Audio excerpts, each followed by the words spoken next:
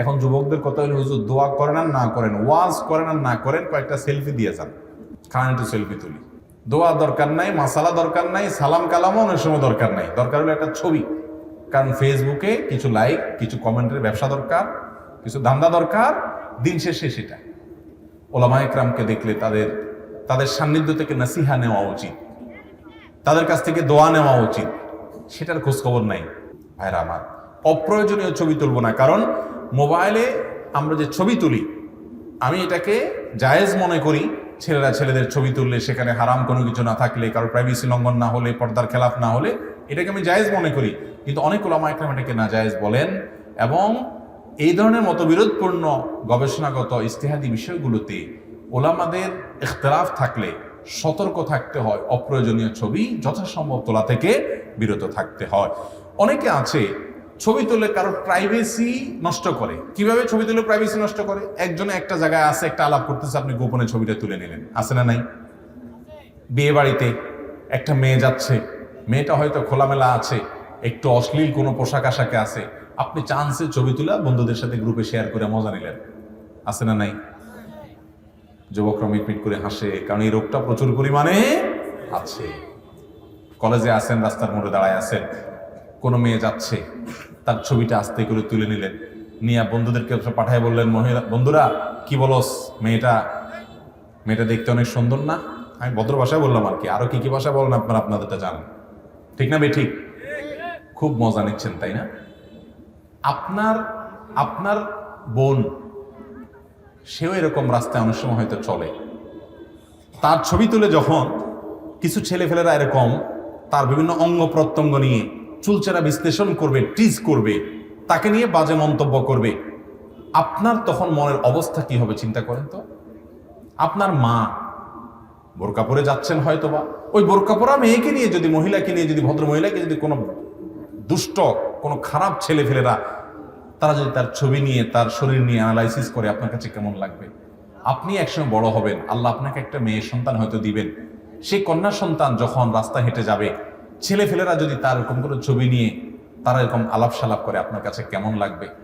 ও ভাই, আপনার নিজের বোনকে নিয়ে এরকম করলে, আপনার স্ত্রীকে নিয়ে করলে আপনার কাছে কেমন লাগবে? এই একটা চিন্তা আপনাকে ভালো মানুষ হতে সাহায্য করতে পারে। মুসলমান কখনো এত হেয়ালিপনা, এত উন্মাদনা এবং এত বিবেকহীন আচরণ করতে পারে, কিন্তু আমাদের যুবক ভাইরা করছে, যে কারোর প্রাইভেসি লঙ্ঘন করে তার ছবি তুলে আপনি মজা নিচ্ছেন। আল্লাহ তাআলা আমাদেরকে বোঝার তৌফিক দান করুন। অন্য কারোর মোবাইলের দিকে যথাসম্ভব দেখা যাবে না, বিশেষ করে যখন তিনি কোনো টাইপ করছেন, কোনো SMS লিখছেন, কিংবা তার মোবাইলে হয়তো তিনি গ্যালারিতে কোনো ছবি চেক করছেন, আপনি তখন চুরি করে করে তার দিকে তাকাবেন না। এই চুরি করে তাকানোওয়ালা লোক আছে না নাই? পাবলিক পরিবহনে, বাসে আছেন মনে করেন, অনেকে এই মোবাইল টিপার সময় পাশে সিটালা দেখবেন এমনি করে কানে কানে দেখে। আছে না নাই? এগুলো হলো বদ অভ্যাস এবং দুশ্চরিত্র মানুষের। যে একটা মানুষ তার স্ত্রীর কাছে কিছু লিখতে পারে, একটা মানুষ তার গুরুত্বপূর্ণ কোনো তথ্য কারোর সাথে সরবরাহ করতে পারে যেটা সে আরেকজনকে দেখাতে চায় না, একজন গ্যালারিতে তার ব্যক্তিগত ছবি ইত্যাদি দেখতে পারে, আপনি সেটা দেখতে পারেন না, আপনি তার অধিকার নষ্ট করছেন। অনেকে করে কি, কারোর মোবাইল পাইলে যদি দেখে পাসওয়ার্ড দেওয়া নাই, তাইলে আর ঠেকায় কে?